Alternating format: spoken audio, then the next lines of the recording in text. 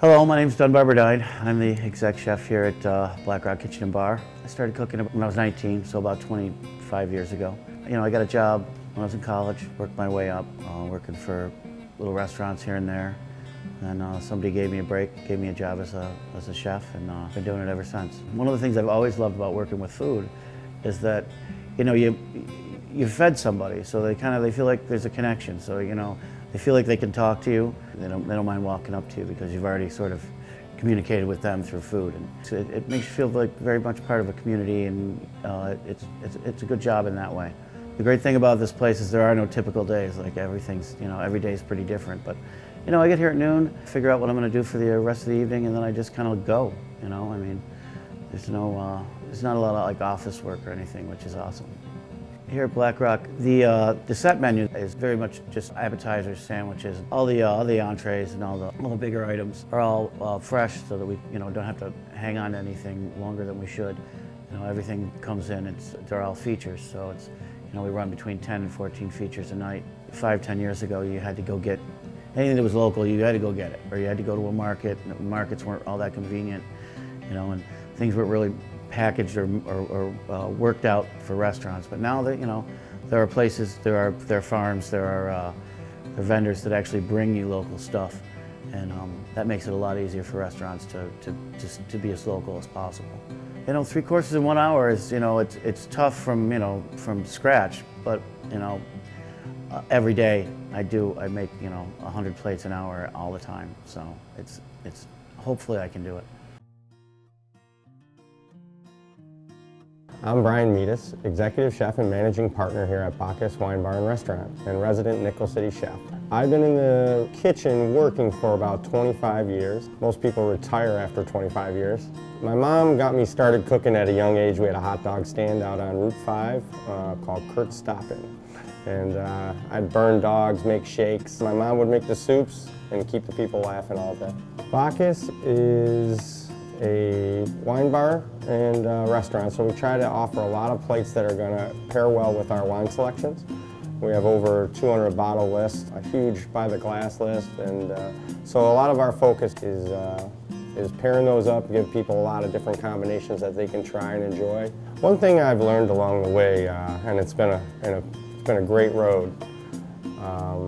I was a young chef and a young man, and I had a lot of time and the passion for what I do.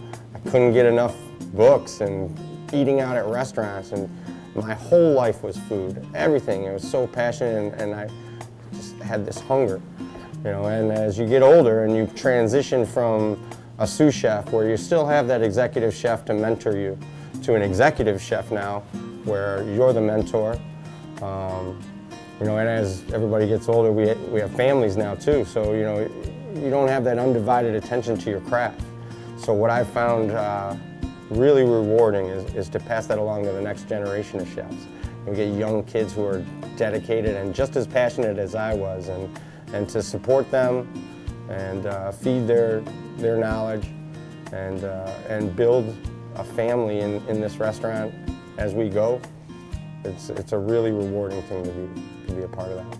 3 courses, 1 hour, Nickel City Chef. I don't know what to say. It is the fastest hour you'll ever have.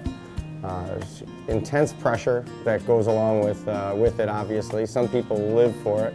This is in a professional setting with your family, friends, photographers, videographers. Everybody's in your business, and everybody's either rooting for you or rooting against you, and it's a pressure cooker, man.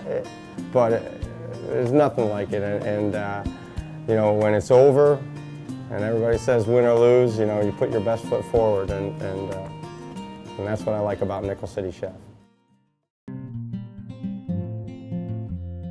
Hi, my name is Jonathan Oakes. I am grape grower and winemaker for Leonard Oakes Estate Winery. I am 4th generation. Leonard was my great-grandfather, and we originally began our farming here in Lindenville, New York in 1918. We have close to 100 years of horticulture. I'm standing here in our cider apple orchard where we grow 13 different varieties that make up our Steampunk hard cider. So we produce about 32 different varieties of apples that are hand-packed across New York State. In our wine business, Leonard Oakes Estate Winery, we make close to 23 different kinds of wine, ciders, along with 2 dessert apples, Fuji and a Brayburn. Western New York is kind of this sleeping giant in terms of horticultural wealth.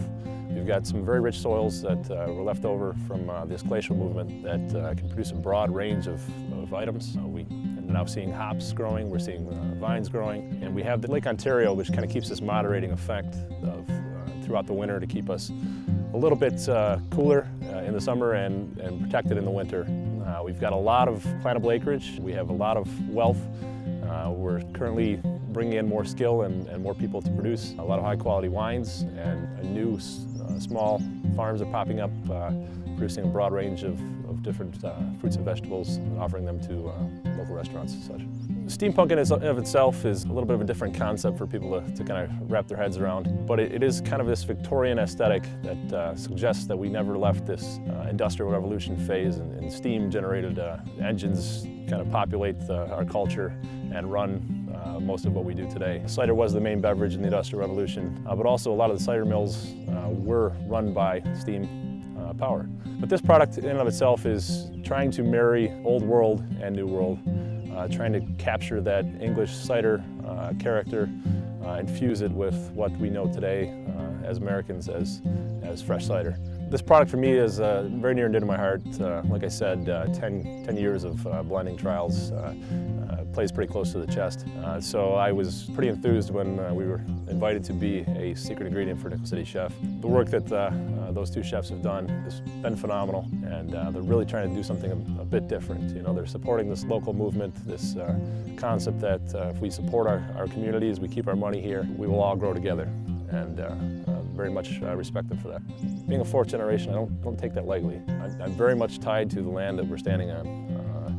This is something that I want to leave for my children as well. I think that the more we can do to amplify our small communities, to build them up and give them value once again here, I think the better off we're all going to be.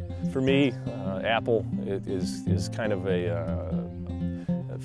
can be found in a broader range of cuisine. I think it can go many different ways, so I'm very enthused to see what the chefs are going to come up with. But it's got a little sweetness, it's got a little acidity, it's got some tannic structure there with the Steampunk cider. This local food movement is not just a passing phase here. It's something that it is gaining more traction, but it's something that is a concept revisited. We kind of got this disconnection of where our food sources are. So the more you can do to tie it back to the land and keep it within your surrounding community, the better off we're all going to be. I think it's great that chefs are starting to use more local products, that are starting to realize that we have a season to food and embracing that. So a lot of chefs you're not seeing that same menu year round. You know, we're playing off of what's happening outside right now. And if we get people to think more along those terms, I think we're gonna change some things here.